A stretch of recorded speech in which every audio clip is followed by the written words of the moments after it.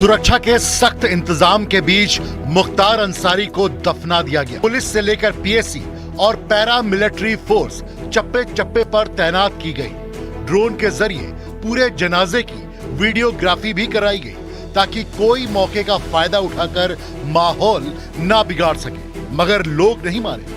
Police ने कब्रिस्तान में अनजान लोगों की एंट्री पर रोक लगाई थी। एंट्री के लिए आधार कार्ड जरूरी किया गया था, फिर भी मुख्तार अंसारी के जनाजे में लोगों का हुजूम उमड़ पड़ा। कब्रिस्तान का गेट खुलते ही लोगों में अंदर घुसने के लिए मारामारी मच गई और पुलिस के लिए गेट बंद करना मुश्किल हो गया। लोग पुलिस वालों को धक्का देकर कब्रिस्तान के भीतर दौड़ पड़े और जिन्हें कब्रिस्तान में एंट्री नहीं मिली वो पुलिस से बहस करते दिखे। भीड़ पर काबू पाने के लिए पुलिस को हल्का लाठीचार्ज भी करना पड़ा। अपना डर दिखाकर पुलिस ने लोगों को तितर बितर किया, जबकि मुख्तार के भतीजे ने पहले ही लोगों से बेकाबू ना होने की अपील की थी। सब्र करिएगा लोग, कोई भी ऐसा ना करे। अगर कोई हमदर्द है, अगर दुख में आया होगा तो कोई किसी से बदतमीजी या जिद नहीं करेगा। मेरी ये गुजारिश है आप लोगों से। ऐसा जनसैलाब मुख्तार अंसारी को देखने पहुंच गया कि उनके भाई अफजाल अंसारी को कब्रिस्तान के बाहर लोगों से हंगामा न करने को कहना पड़ा। फातिहा हो चुका है, क्योंकि भीड़ भाड़ बहुत ज्यादा थी। ओवर क्राउड हो जाने की वजह से कुछ मुश्किलें आई, लेकिन धीरे धीरे सब कुछ खैरियत से हो गया। कुछ नहीं, वो सब मट्टी आज दे लें, कल दे लें, जब चाहे आके फातिहा पढ़ लें। मजार पे मट्टी डालने और फातिहा पढ़ने से कौन सी रोक है, लेकिन एक बार एक साथ जाके हुल्लड़बाजी ये मुनासिब नहीं है। मगर लोगों पर अपील का कोई असर नहीं हुआ, इसलिए पुलिस ने भी हुड़दंग मचाने वालों को सबक सिखाने की ठान ली। शांति व्यवस्था बनाकर रखें और जिन लोगों ने हुड़दंग करने का प्रयास किया है सभी की वीडियोग्राफी हुई है। ऐसे लोगों को चिन्हित किया जाएगा जिनके द्वारा आचार संहिता का उल्लंघन करके किसी तरह की नारेबाजी की गई है, उनके विरुद्ध कार्रवाई की जाएगी। बाकी सब शांतिपूर्ण हो गया है। पुलिस ने मुख्तार अंसारी के जनाजे में उत्पात मचाने वालों पर एक्शन की तैयारी भी शुरू कर दी है।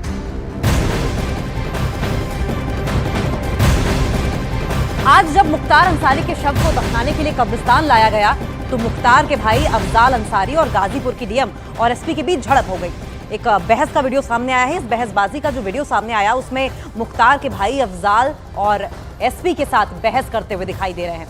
कहा यह जा रहा है कि प्रशासन की ओर से सुरक्षा के मद्देनजर मुख्तार के परिवार से कहा गया था कि आप भीड़ जमा नहीं कर सकते, धारा 144 लागू है। और इस पर अफजाल अंसारी ने कहा कि आप मिट्टी डालने से किसी को नहीं रोक सकते। और इस वीडियो में भीड़ के बीच अफजाल अंसारी और गाजीपुर की डीएम और एसपी नजर आ रहे हैं, जिनके बीच में गहमा गहमी बहसबाजी होती हुई दिखाई दे रही है। क्योंकि शव को दफनाने के लिए जब कब्रिस्तान लाया गया था तो मुख्तार अंसारी के परिवार से साफ तौर पर यह अपील की गई थी कि आप कोशिश करें कि भीड़ वहां पर इकट्ठा ना हो, क्योंकि एक तरफ मोरल कोड ऑफ कंडक्ट लागू है, दूसरी तरफ माहौल बिगड़ने का खतरा। और ऐसे में ये आप जो तस्वीर देख रहे हैं, देखिए किस तरीके से डीएम और एसपी के बीच बहसबाजी होती हुई दिखाई दे रही है अफजाल अंसारी के साथ। क्योंकि इस बहसबाजी का जो वीडियो सामने आया है उसमें मुख्तार के भाई अफजाल, डीएम और एसपी के बीच बहस हो रही है। कहा यह जा रहा है कि प्रशासन की ओर से सुरक्षा के मद्देनजर परिवार से कहा गया था कि आप भीड़ नहीं जमा कर सकते, क्योंकि धारा 144 एक तरफ लागू है, मोरल कोड ऑफ कंडक्ट है। और इस पर अफजाल अंसारी ने कहा कि आप मिट्टी डालने से किसी को नहीं रोक सकते हैं। और इस वीडियो में भीड़ के बीच अफजाल अंसारी और गाजीपुर के डीएम और एसपी साफ साफ आपको दिखाई दे रहे होंगे, जिसके बीच में बहसबाजी हो रही है। कुछ भी हो, आप हमारी मट्टी देने के लिए हमको तो आप करिए, आप करिए। मट्टी देने के लिए अपने धार्मिक प्रयोजन के लिए किसी परमिशन की जरूरत नहीं है। कस्बा नहीं, जहाँ के भी कोई मट्टी देना चाहेगा वो देगा। इसकी कोई परमिशन दुनिया में कोई नहीं लेता, नहीं लेगा। 144 के बाद भी किसी की मट्टी और जनाजे के लिए आप नहीं रोक सकते। कुछ भी हो, आप हमारी मट्टी देने के लिए हमको तो आप करिए, आप करिए। मट्टी देने के लिए अपने धार्मिक प्रयोजन के लिए किसी परमिशन की जरूरत नहीं है। कस्बा नहीं, जहाँ के भी कोई मट्टी देना चाहेगा वो देगा। इसकी कोई परमिशन दुनिया में कोई नहीं लेता, नहीं लेगा। 144 के बाद भी किसी की मट्टी और जनाजे के लिए आप नहीं रोक सकते। तो आपने अफजाल अंसारी को सुना और उन्होंने कहा कि ऐसा कोई प्रावधान नहीं है, ऐसा कोई नियम नहीं है। लेकिन सवाल यह है कि अगर धारा 144 लागू हो तो 4 से ज्यादा लोगों का एकत्र होना गैर कानूनी होता है, इस पर कार्रवाई हो सकती है। सीधा हम इनका रुख करेंगे। अमित, अफजाल अंसारी की डीएम के साथ बहसबाजी होती दिखाई दे रही है। वो तर्क ये दे रहे हैं कि ऐसा कोई नियम ही नहीं है, जबकि धारा 144 वहां पर लागू है।